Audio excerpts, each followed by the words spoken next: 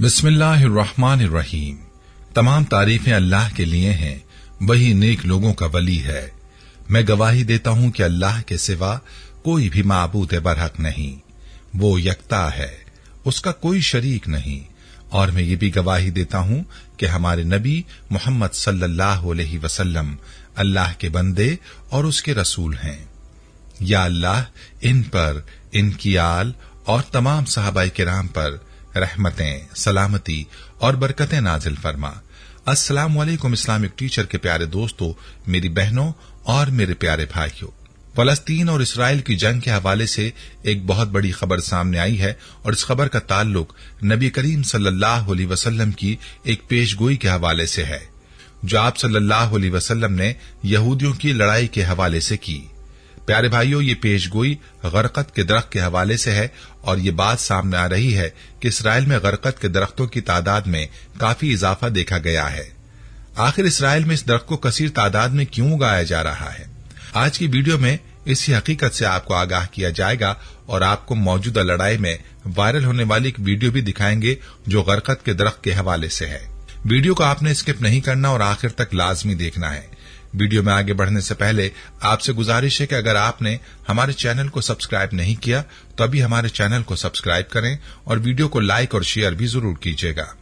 प्यारे भाइयों और मेरी बहनों, कहा जाता है कि 1948 में जब इसराइल ने फलस्तीन पर कब्जा किया तो उस वक्त ये जमीन जैतून की पैदावार के हवाले से मशहूर थी और उसके बाद काफी अरसे तक ये इलाका जैतून की पैदावार के हवाले से जाना जाता था।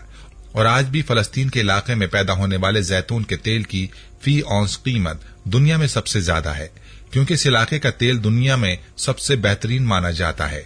लेकिन आपको ये जानकर हैरानगी होगी कि यहूदियों ने फलस्तीन में आबाद होने के बाद जैतून के दरख्तों को बर्बाद करना शुरू कर दिया और इन दरख्तों का उन्होंने बेदरेक कटाव किया। हालांकि इकदाम उनकी मईशत के मुनाफी था, वो जैतून के इन बागात से बहुत सा मुनाफा कमा सकते थे, लेकिन उन्होंने इस मुनाफे का ख्याल नहीं रखा और उन्होंने जैतून के बागात को खत्म करते हुए वहां पर गरकत के दरख्त उगाना शुरू कर दिए।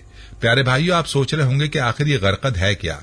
तो आपको बताते चलें कि कीकल या बबूल के दरख्त को गरकत कहा जाता है। ये दरख्त ज्यादा ऊंचा तो नहीं होता, लेकिन ये झाड़ी नुमा होता है और ये दरख्त बड़ा होकर छतनार सा बन जाता है।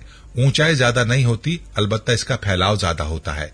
अब सोचने की बात है कि आखिर इस दरख्त में ऐसी क्या बात है कि यहूदियों जैसी मुनाफाखोर कौम ने एक मुनाफा बख्श दरख्त काट कर एक कांटों भरा जंगली दरख्त उगाना शुरू कर दिया है और इसकी परवरिश पर भी ध्यान देने लगे।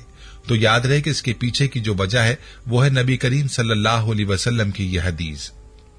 हजरत अबू हुरैरा रजी अल्लाह तआला अन्हु से रिवायत है कि रसूलुल्लाह सल्लल्लाहु अलैहि वसल्लम ने फरमाया, कयामत कायम ना होगी यहां तक कि मुसलमान यहूदियों से जंग करें और मुसलमान उन्हें कत्ल कर दें, यहां तक कि यहूदी पत्थर या दरख्त के पीछे छुपेंगे तो पत्थर या दरख्त कहेगा, ऐ मुसलमान, ये यहूदी मेरे पीछे है, आओ और इसे कत्ल कर दो, सिवाय दरख्त गरकत के, क्योंकि वो यहूद के दरख्तों में से है। प्यारे भाइयों, हैरानगी की बात यह है कि यहूदी हमारे प्यारे नबी सल्लल्लाहु अलैहि वसल्लम को तो मानते नहीं हैं, लेकिन वो आप सल्लल्लाहु अलैहि वसल्लम की अहादीस पर यकीन रखते हैं और न सिर्फ यकीन रखते हैं बल्कि इस पर अमल करते हैं।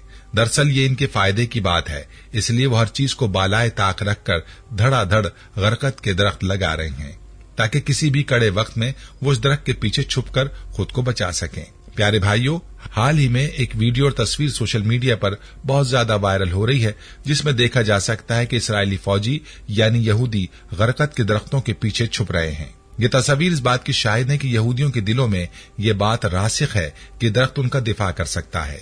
यहूदियों के इस इकदाम के बारे में आप क्या कहेंगे? कमेंट्स में आपने जरूर बताना है। प्यारे दोस्तों, जरा सोचिए कि यहूदियों ने हदीस मुबारक पढ़ने के बाद गरकत को अपना पासबान शजर करार दे रखा है और इसकी काश्त को अपने लिए नेमत समझ रहे हैं। यहूदी जानते हैं कि आकाए दो जहां हजरत मोहम्मद मुस्तफा सल्लल्लाहु अलैहि वसल्लम की जबान मुबारक से निकलने वाला हर लफ्ज सच्चा है और हर कीमत पर पूरा होने वाला है। चुनांचे यहूदी इस हदीस की रोशनी में गरकत की काश्त में लगे हुए हैं ताकि मुसलमानों से जंग के दौरान जब उस जमीन की हर चीज पुकार पुकार कर कहेगी कि ऐ मुसलमानों, मेरे पीछे एक यहूदी छुपा हुआ है, उसे कत्ल कर दो, तो उसी वक्त ये दरख्त गूंगा बनकर उसे छुपे हुए यहूदी की पनाहगाह बन जाएगा। प्यारे भाइयों, ये बात भी वाज़ेह होती है कि यहूदी जानते हैं कि ऐसा ही होगा, ये मार्का होकर रहेगा। असल में दौर हाजिर का सबसे बड़ा अलमिया ये है कि मुसलमान अपने ही दीन और किताब की तालीमात से नावाकिफ हैं। यही वजह है कि दीगर मजाहिब ने इन तालीमात की हक्कानियत को आजमाने के बाद इन्हीं का मुताला करके इन्हें कमजोर ईमान मुसलमानों के खिलाफ इस्तेमाल करने का सिलसिला शुरू कर रखा है।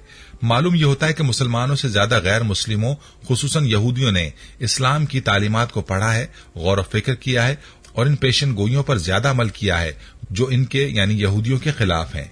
इसके बरक्स उन्होंने इस पर भी अमल शुरू कर दिया है जिसमें एक मुहिम उनकी गरकत के दरख्त लगाने की है, जिसकी काश्त के लिए पूरी दुनिया में इजलास मुनक्कद किए जाते हैं, इसके फवायद बताए जाते हैं। प्यारे भाइयों, सोचने की बात है कि यहूदियों को मुसलमानों से इतना डर है और यही वजह है कि इसराइली हुकूमत पिछले 40 सालों से गरकत की शजरकारी में मसरूफ है।